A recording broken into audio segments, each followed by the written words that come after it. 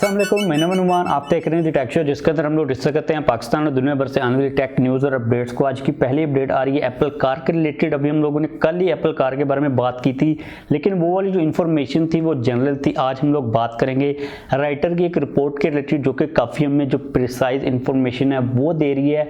तो according to writer, Apple अपनी car के ऊपर, जो कि इलेक्ट्रिक कार है प्लस वो सेल्फ ड्राइविंग कार है, 2014 से काम कर रहा है और इस प्रोजेक्ट का नाम था टाइटन। यानी कि एप्पल टाइटन के प्रोजेक्ट के नाम से पूरी दुनिया के अंदर जो रिसर्च है उसको कंडक्ट कर रहा था। अब अकॉर्डिंग टू राइटर्स 2024 के अंदर जो एप्पल की कार है उसकी प्रोडक्शन को स्टार्ट कर दिया जाएगा। इस वक्त एप्पल बैटरीज की किसी एडवांस फॉर्म के ऊपर काम कर रहा है और आप लोगों को पता है कि फ्यूचर के अंदर इलेक्ट्रिक कार कंपनीज के अंदर वही कंपनी टॉप के ऊपर होगी जो कि बैटरी को जल्दी चार्ज कर पाएगी और उसकी जो कैपेसिटी होगी वो ज़्यादा अच्छी होगी। जो नेटवर्क है वो भी इसके अंदर इंक्लूडेड होता ही होता है। इसके अलावा एक चीज़ ये भी कही जा रही है कि एप्पल जो सॉफ्टवेयर बेस्ड पार्ट है कार का, जो एआई है, उसके ऊपर ज़्यादा फोकस कर रहा है। जो दूसरी चीज़ें हैं कार की, उनको एप्पल में भी थोड़ा सा आउटसोर्स कर सकता है। और ये चीज़ सबसे ज़्यादा इंपॉर्टेंट है कि एप्पल जो एआई बेस्ड चीज़ें हैं, जो सॉफ्टवेयर, उसके ऊपर खुद काम करे, क्योंकि एप्पल इस मामले के अंदर मुझे लगता है कि काफ़ी ज़्यादा स्ट्रॉन्ग है। लेकिन अगर हम लोग एप्पल की दूसरी चीज़ों की भी बात करते हैं, हार्डवेयर की या फिर इंटरनल्स की, तो उसको लेके भी एप्पल काफ़ी ज़्यादा मतलब आगे ही है। आप देखते हैं कि एप्पल क्या करता है, कब ये आती है और इसकी प्राइस मोर इम्पोर्टेंटली कितनी ज़्यादा होती है। इसके बाद अगली अपडेट आ रही है सैमसंग की तरफ से। सैमसंग का 6 जनवरी को एक इवेंट हो रहा है जिसका नाम है फर्स्ट लुक 2021। इसके अंदर सैमसंग अपनी डिस्प्ले की टेक्नोलॉजी के अंदर उन लोगों ने जो कामयाबियाँ हासिल की हैं उनको शो अप करवाने वाले हैं। इस इवेंट के रिलेटेड ये चीज़ मैं उम्मीद कर रहा हूँ, या फिर मेरा जो दिल चाह रहा है कि सैमसंग, मैं सोच रहा हूँ कि क्या हमें अंडर डिस्प्ले जो कैमरा की टेक्नोलॉजी है, क्योंकि इसके अंदर कैमरा भी इन्वॉल्व है और डिस्प्ले भी इन्वॉल्व है, वो शो अप करवाएगा या फिर नहीं करवाएगा। क्योंकि सैमसंग ने काफ़ी ज़्यादा मुझे लगता है कि देर कर दी हुई है। चांसेस काफ़ी ज़्यादा इस चीज़ के, आप देखते हैं कि क्या सैमसंग करता है। और इस इवेंट के अंदर सैमसंग के जो डिस्प्लेज आएंगे 2021 के अंदर, जितनी भी सैमसंग की डिवाइसेस होगी उनके अंदर हमें यही डिस्प्ले मिलेंगे। और जो पोस्टर सामने आया है उसके अंदर मुझे कोई नोच सोच तो नज़र नहीं आ रही। मैं इसको थोड़ा ब्राइट साइड करके देखने की कोशिश कर रहा था। तो देखते हैं कि 6 जनवरी को सैमसंग की कौन सी नई इनोवेटिव चीज़ें आती हैं डिस्प्लेज के रिलेटेड। इसके बाद अगली अपडेट आ रही है 2020 के अंदर टॉप सेलिंग 5G स्मार्टफोन के रिलेटेड। पता चल चुका हुआ कि 2020 के अंदर कौन सा फ़ोन सबसे ज़्यादा 5G बेस्ड जो के सेल हुआ है। तो यहाँ पर वो स्मार्टफोन है आईफोन 12। आईफोन 12 अपने लॉन्च के 2 वीक्स के अंदर ही टॉप सेलिंग 5G स्मार्टफोन बन चुका है 2020 का। ये चीज़ काफ़ी ज़्यादा इंटरेस्टिंग है। अब इसकी रीज़न ये नहीं है कि इस स्मार्टफोन के अंदर हमें 5G मिल रहा है, इसकी रीज़न ये है कि क्योंकि आईफोन 12 है, इसके अंदर इस वजह से लोगों ने इसको बाय नहीं किया कि इसके अंदर में 5G मिल रहा था। आईफोन को तो वैसे ही लोगों ने बाय करना ही था। लेकिन यहाँ पर अगर हम लोग दूसरे नंबर की बात करते हैं तो दूसरे नंबर के ऊपर आईफोन 12 प्रो है और तीसरे नंबर के ऊपर सैमसंग गैलेक्सी नोट 20 अल्ट्रा है। तो कंपटीशन आप लोगों के सामने ही है, जो मतलब सैमसंग का और एप्पल का। एप्पल इस दफ़ा थोड़ा सा लेट हो गया था, लेकिन उन लोगों को इतना खास फर्क नहीं पड़ा। सैमसंग का जो फ़ोन है वो स्टिल तीसरे नंबर के ऊपर ही है। देखना ये पड़ेगा कि 2021 के अंदर कौन सी स्मार्टफोन कंपनी स्पेसिफिकली 5G को लेके टॉप के ऊपर रहती है। अब यहाँ पर जो चीज़ें थोड़ी सी ट्रिकी भी हैं कि जो 5G अभी स्टार्ट हो रहा है बहुत सारे एरियाज़ के अंदर वो है नहीं। जो मिड रेंज के चिपसेट्स हैं उनके अंदर में अभी 5G का ऑप्शन मिलता नहीं है। तो 2021 या फिर 22 के अंदर ये चीज़ पता चलेगी कि 5G को लेके कौन सी स्मार्टफोन कंपनी टॉप के ऊपर रहती है। इसके बाद अगली अपडेट यहाँ पर आ रही है 5G के रिलेटेड ही, काफ़ी हद तक कनेक्टेड है। सैमसंग गैलेक्सी A22 के रिलेटेड कहा जा रहा है कि उसके अंदर हमें 5G का एक वेरिएंट मिलेगा और एक 4G का वेरिएंट भी देखने को मिल जाएगा।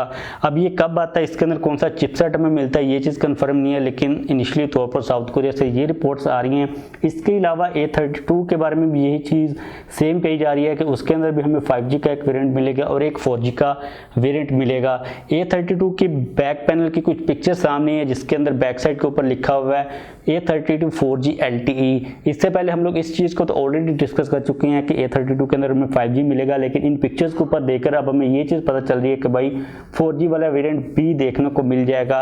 अब पाकिस्तान के अंदर A सीरीज़ के जितने भी फ़ोन आएंगे 2021 के अंदर डेफिनेटली सी बात है कि वो 4G के साथ ही आएंगे। इसीलिए सैमसंग दो डिफरेंट वेरिएंट्स को तैयार कर रहा है और ये चीज़ बिल्कुल ठीक भी है, क्योंकि हमें 5G की ज़रूरत नहीं है। जो 5G वाले वेरिएंट्स होते हैं वो काफ़ी ज़्यादा महंगे होते हैं एज़ कम्पेयर टू 4G वाले वेरिएंट्स। तो 2021 तक को तो तो हमें अपने कंट्री के अंदर 4G फ़ोन्स को यूज़ करना पड़ेगा, क्योंकि 5G तो है नहीं। अगर 5G फ़ोन हमारे पास है भी तो भाई क्या फ़ायदा। तो इसलिए ये सारी चीज़ें मार्केट के अंदर चल रही हैं। इसके बाद अगली न्यूज़ यहाँ पर काफ़ी ज़्यादा कमाल की आ रही है, जो कि आ रही है पाकिस्तान के अंदर ड्रोन्स की प्रोडक्शन और असेंबली के रिलेटेड पाकिस्तान की गवर्नमेंट ने इस चीज़ की इजाज़त दे दी हुई है कि जो ड्रोन्स की पॉलिसी है उसको बनाया जाए। अभी रिसेंटली प्राइम मिनिस्टर और जो फवाद चौधरी उनकी आपस में मीटिंग हुई, जिसके अंदर उन लोगों ने डिसाइड किया कि पाकिस्तान के अंदर अब ड्रोन्स की जो फाइनल पॉलिसी है वो आ रही है। और फवाद चौधरी ने उसके बाद ट्वीट किया, उसके अंदर उन्होंने कहा कि जो ड्रोन्स की प्रोडक्शन है और जो मैन्युफैक्चरिंग है इस पॉलिसी के बाद उसको काफ़ी ज़्यादा बूस्ट मिलेगा। और प्राइवेट लेवल के ऊपर भी अगर कोई बंदा किसी एडवांस टाइप के ड्रोन को इंपोर्ट करवाना चाह रहा है तो उसको इंपोर्ट करवा पाएगा। अब इससे पहले पाकिस्तान के अंदर जो ड्रोन्स की पूरी चीज़ें चल रही हैं, जो पूरा सिस्टम है वो काफ़ी ज़्यादा कॉम्प्लिकेटेड है। फर्स्ट ऑफ ऑल तो अगर आपको ड्रोन लेके आना तो आपको जो NOC है वो लेनी पड़ती है, इजाज़त लेनी पड़ती है। उसके अलावा फ्लाई करने के लिए भी इजाज़त लेनी पड़ती है और ये चीज़ बिल्कुल ठीक भी है। सारे कंट्रीज़ के अंदर यही चीज़ चल रही है। लेकिन जो सबसे इंपॉर्टेंट चीज़ वो ये है कि पाकिस्तान के अंदर ड्रोन्स की प्रोडक्शन और मैन्युफैक्चरिंग, उसके अलावा अगर पाकिस्तान के अंदर किसी ने ड्रोन को इंपोर्ट करवाना है उसके रिलेटेड जो रूल्स एंड रेगुलेशंस हैं वो अभी तक क्लियर नहीं है, उनको डिफाइन किया जाएगा बाद में। अगर हमें रूल्स एंड रेगुलेशंस का पता होगा तो जो पूरा सिस्टम होता है उससे हम लोग निकल आएंगे। और प्रोडक्शन के बारे में अभी तक ये चीज़ें कंफर्म नहीं है कि क्या प्रोडक्शन होगी, कौन सी कंपनी आएगी। और DJI का तो आप लोगों को पता है कि उसके ऊपर बैन चैन लग चुका हुआ है। तो देखते हैं कि ड्रोन्स को लेके आगे आने वाले दिनों के अंदर कौन सी डेवलपमेंट्स होती हैं। इससे पहले मोबाइल फ़ोन्स की जो मैन्युफैक्चरिंग है और इलेक्ट्रिक कार्स है उनकी पॉलिसीज़ ऑलरेडी आ चुकी हैं। तो मुझे लगता है कि ड्रोन्स के रिलेटेड भी जो गवर्नमेंट है थोड़ी सी सब्सिडी टाइप जो टैक्स के अंदर छूट वगैरह वो देगी ही देगी। देखते हैं कि चीज़ें किस साइड के ऊपर जाती हैं। इसके बाद अगली न्यूज़ यहाँ पर आ रही है Xiaomi Mi 11 के रिलेटेड, जिसकी लॉन्च डेट को कन्फर्म कर दिया गया, जो कि है 28 दिसंबर।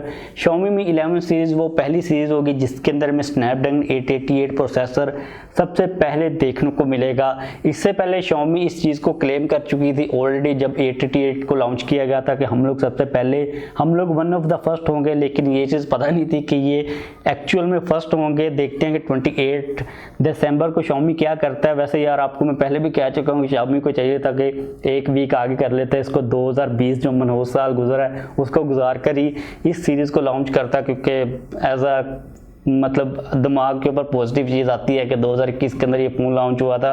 2020 का जो नाम है मुझे लगता है कि कोई भी याद रखना नहीं चाहेगा। इसके बाद अगली अपडेट आ रही है ओनर के रिलेटेड। कहा जा रहा है कि 2021 के अंदर ओनर 100 मिलियन अपने स्मार्टफोन्स को तैयार करने वाला, उसने जो ऑर्डर्स हैं वो प्लेस करने स्टार्ट कर दिए हुए हैं, जो पार्ट्स हैं वो इकट्ठे कर रहा है। और अभी तक जो ओनर की बात है अमेरिकन गवर्नमेंट के साथ बैन के रिलेटेड वो चल रही है, क्योंकि आप लोगों की तरफ से काफ़ी क्वेश्चन आते हैं कि वो क्या सीन बना। V40 जो सीरीज़ आनी है उसको लेके भी ओनर ने अपने फ़ोन को डिले कर दिया था। देखते हैं कि इनको कब इजाज़त मिलती है। इन टॉकिंग पूरा प्रोसेस चल रहा है। उसके बाद जब कोई ऑफिशियल स्टेटमेंट आएगी ओनर की तरफ से तो तभी चीज़ें काफ़ी हद तक क्लियर हो सकेंगी। इसके बाद अगली अपडेट आ रही है सैमसंग के AI बेस्ड ऑपरेटर हेल्पर के रिलेटेड, जिसका नाम है नियोन। इसको साउथ कोरिया के अंदर उन लोगों ने बैंक्स के अंदर इंस्टॉल करना स्टार्ट कर दिया है। ये आप लोगों को फाइनेंशियल एडवाइस देंगे और जो आपके टास्क पर उनको परफॉर्म करेंगे। मुझे समझ नहीं आ रही कि एक जो रोबोट है वो किस तरह फाइनेंशियल एडवाइस देगा, लेकिन भाई फाइनली प्रैक्टिकल के अंदर उन लोगों ने साउथ कोरिया के अंदर इसको प्लेस करना स्टार्ट कर दिया हुआ। अब देखते हैं कि फ्यूचर के अंदर सैमसंग के इस प्रोजेक्ट, इस AI बेस्ड ह्यूमन की क्या हमें कैपेबिलिटीज़ नज़र आती हैं, क्योंकि अभी तक ये चीज़ कन्फर्म नहीं है कि ये किस तरह परफॉर्म करेगा, इसके एक्चुअल में हमें क्या टास्क मिलेंगे। लेकिन एक्सरसाइज और जो ट्रेनर वाली जॉब्स हैं मुझे लगता है कि वो अब ख़त्म होने वाली हैं फ्यूचर के अंदर। और ये जो है एक चीज़ मुझे लग रही है कि सैमसंग इसके साथ अपने डिस्प्लेस को भी काफ़ी ज़्यादा सेल करेगा, क्योंकि भाई सैमसंग की LEDs के अंदर बड़े बड़े ये लगेंगे। और देखते हैं कि फ्यूचर के अंदर किस साइड के ऊपर चले जाती हैं। तो बस आज के लिए हमारे पास यही टेक न्यूज़ और अपडेट्स आ रही थी। वीडियो को खत्म करते हैं जाने से पहले अगर आप लोगों ने वीडियो को लाइक नहीं किया तो लाइक कर दीजिए। अगर आप लोगों को किसी किस्म का कोई भी क्वेश्चन हो किसी भी चीज़ के बारे में तो आप लोग डेफिनेटली पूछ सकते हो। जाने से पहले अगर आप लोग चैनल के ऊपर नहीं है तो चैनल को भी सब्सक्राइब कर लीजिए।